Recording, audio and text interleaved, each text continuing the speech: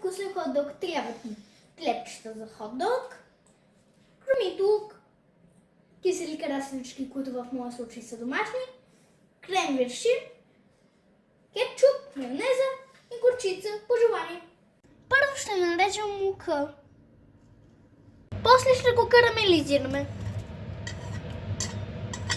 Като лука се карамелизира, слагаме креветчета в фурната на 180 градуса за няколко минути. Последно режем киселите краставички на ленти.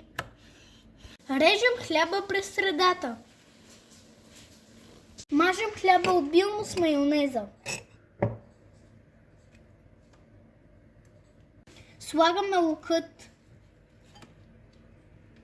Слагаме няколко краставички. Време за основната съставка. В желание слагаме кетчуп. Обичам и малко горчица. Ето го готови хот-дог. Последвайте ме за още рецепти.